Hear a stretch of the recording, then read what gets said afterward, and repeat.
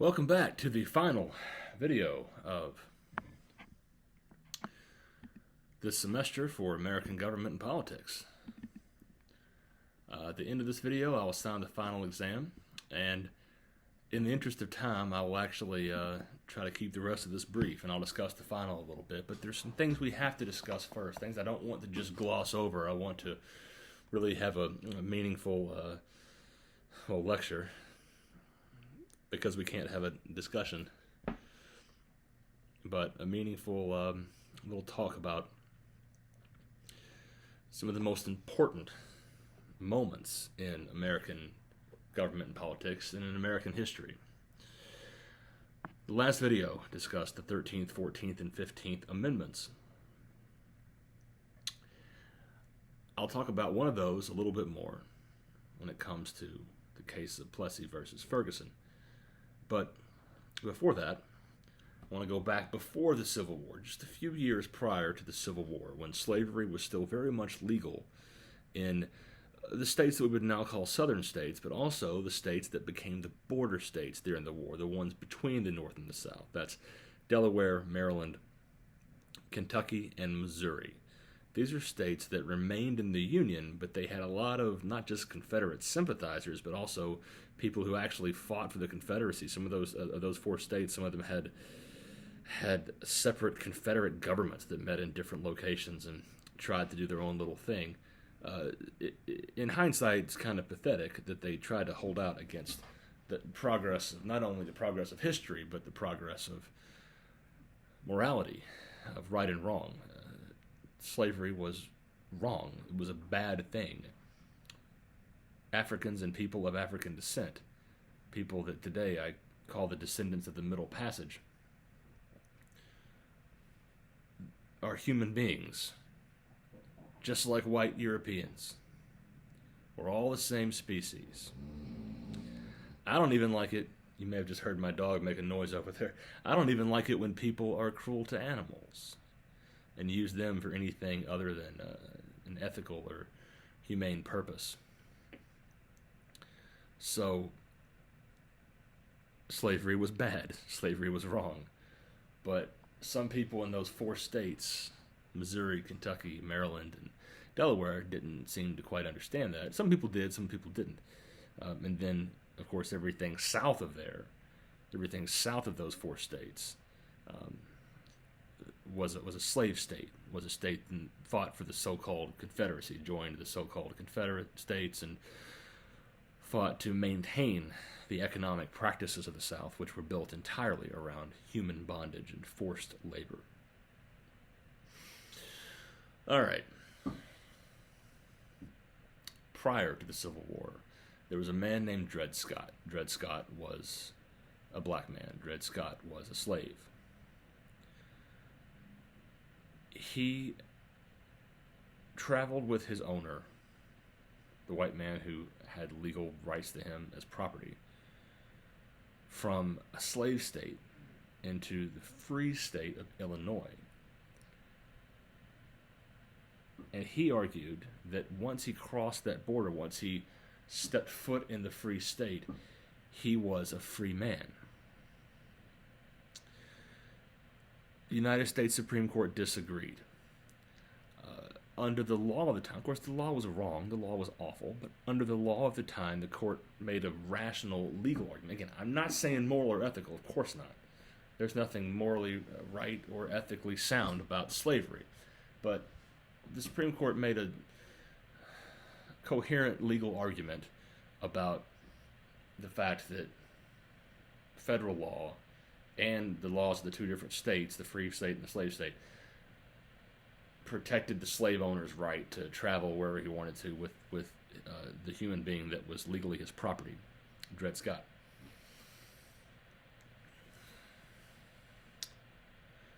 The court should have stopped there. They could have stopped there. As we said in some of the early lectures of this semester, judicial opinions are the law. They're one type of law. They interpret different types of law, but they are the law. And the law that was made by the man who wrote the opinion So the actual member of the Supreme Court who was the author of the legal opinion that became the law for a few years was a man named Roger Taney, spelled Taney, but pronounced like there's a W in there, Taney, Roger Taney. Roger Taney wrote what I believe to be the worst opinion in the history of the United States Supreme Court. Because he didn't just stop at his legal judgment that the laws protected the rights of slave owners in the 1850s. He could have stopped. He didn't stop there. He went on to say that slaves had no legal standing, meaning no ability to file a lawsuit, because they were not people. They were not citizens. And well, that word was not in common usage back then, but they were not humans who could file a lawsuit like a white man could. I use the word problematic a lot when I talk about race and race theory, but this is not just problematic, this is devastating, this opinion in Dred Scott.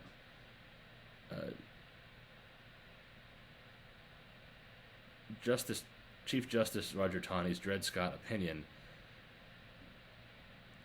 dehumanized, if this is possible, dehumanized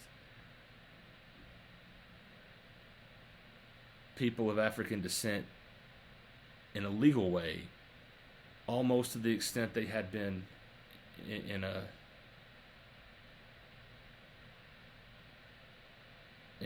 tangible way.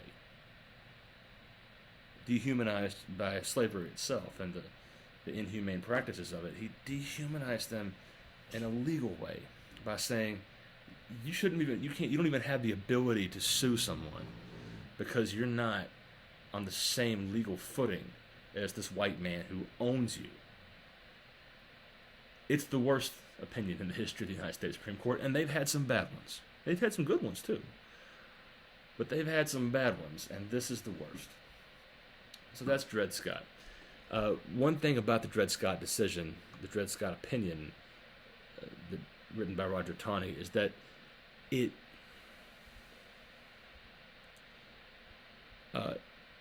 accelerated the events in this country that led to the Civil War.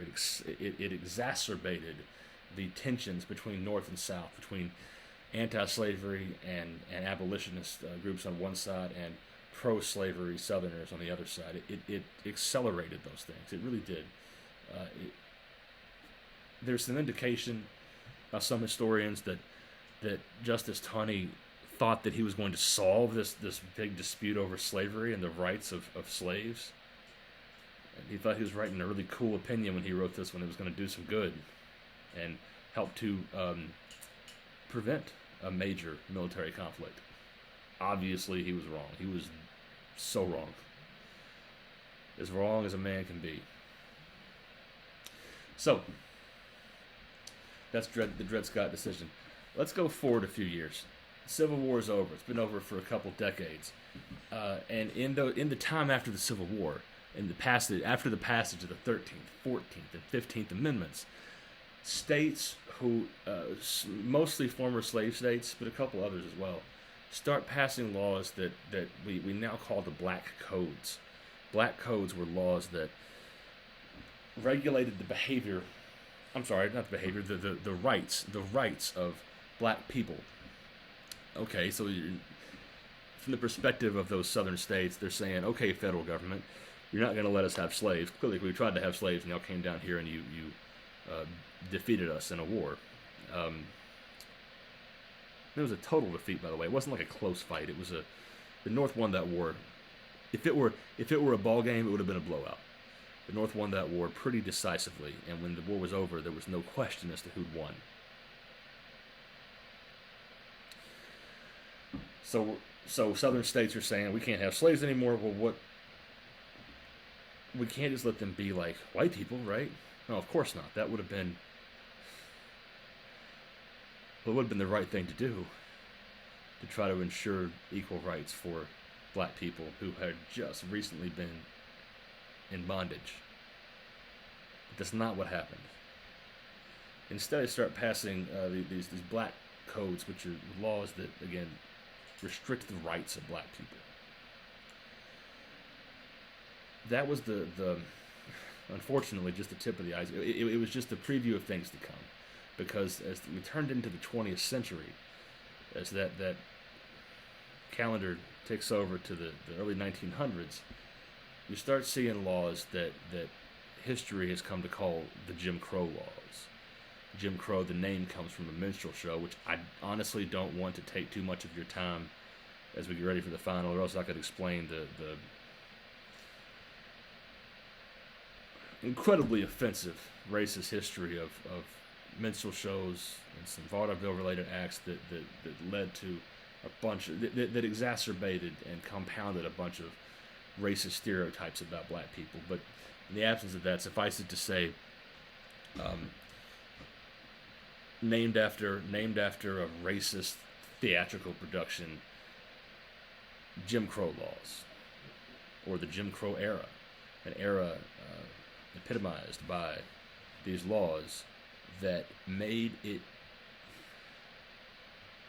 it worse to be black in this country than it is to be white. It was already worse because you had all the ramifications of slavery, all the fallout, all of the intergenerational trauma of chattel slavery perpetrated upon descendants of the Middle Passage, people of African descent. But Jim Crow, I mean, it wasn't slavery per se, but it wasn't good. The laws made it so difficult for black people to climb up the social ladder. As conservatives like to say, pull yourself up by your bootstraps. Well, you can only get so far in this country if you were black. By the way, that's there's still plenty of laws in the books to keep that happening, and it's still happening to this day. But the Jim Crow laws were blatant. I mean, they legalized segregation at every level. And as the Supreme Court argued in Brown versus Board of Education, and as a whole lot of people in this country,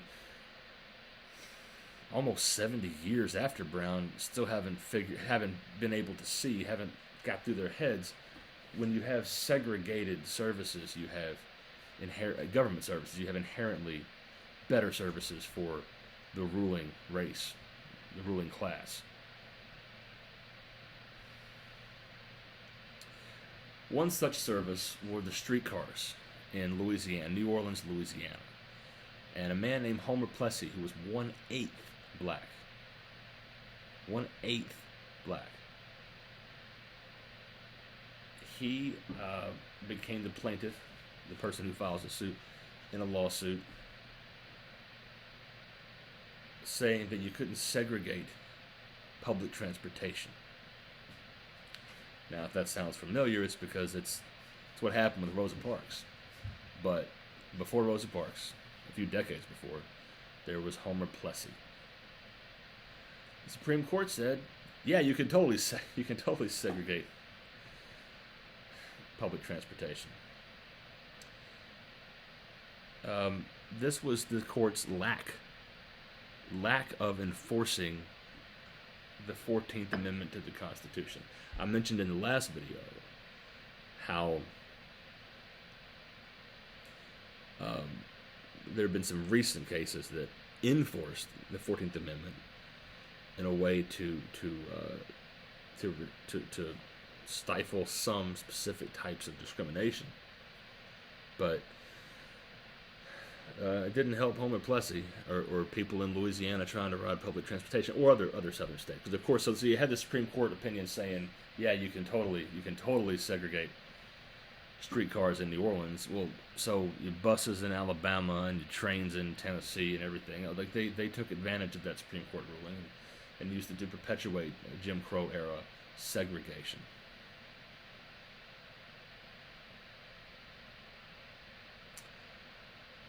That's not okay, obviously. And Brown versus Board of Education in the early 1950s said that separate but equal is nonsense. It said that the idea you can have separate facilities and you're going to make them equal, it's not going to happen. So that was the end, right? You get Brown versus Board of Education, early 1950s, and now there's integrated government services. And everything's racially equal. Right? No, of course not. Of course, that's not what's happened. If you read online news, you may have seen public debates and public discussion of something called critical race theory.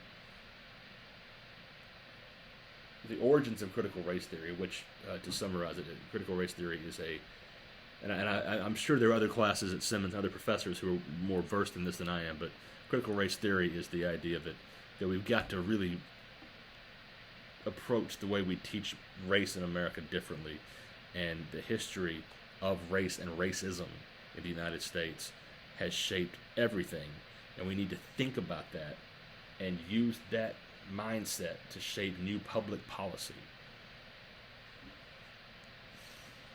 It grew out largely of the inept government follow through after Brown versus Board of Education. Because the idea you could just start sending black kids and white kids to the same school and all of a sudden everything's going to be fine for black people is a very naive idea. And of course that's not what happened. And it's not just public schools. It's not just public schools. It's so many different services. Back in the 50s, it was public schools. In the 60s, it was hospitals. Medicare largely integrated Southern hospitals. How so? Well, back in the day, you had segregated hospitals. You had black hospitals, you had white hospitals, or you'd have a hospital that had like a black wing for black patients and a white wing of the hospital for white patients. And which one of those two do you think had a better standard of care? The better doctors and nurses? Which one do you think? Along comes Medicare. Federal government says to the hospitals, both public and private hospitals, we are going to give you money to pay for the care of the elderly. And hospitals like, that's great. Let's bring on that federal money. Federal government says, not so fast. We're only going to give you this money if you truly integrate your patient care. That's a big deal, but that's just one thing. In schools, hospitals, the idea that you forcibly integrate things and all of a sudden everything's great. No. I haven't even gotten to, nor do I have time, in the interest of saving your time to work on the final exam. I haven't even gotten to redlining. If you don't know about redlining, I'll do it in one sentence.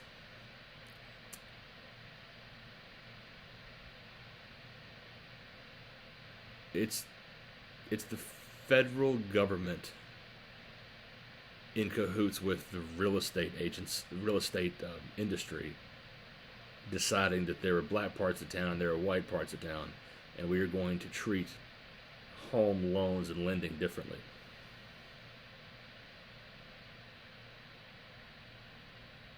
I see my videos frozen, so what I'm going to do is, I believe I'm still recording audio, I'm going to pause this and post yet another video, one last and final video assigning the final exam. Thank you all for watching this video. Don't forget to comment that you've seen it. For the last video, you can just turn in your final and I'll know you've seen it. So I'm going to go ahead and stop this so I have some video running and I can discuss the final exam.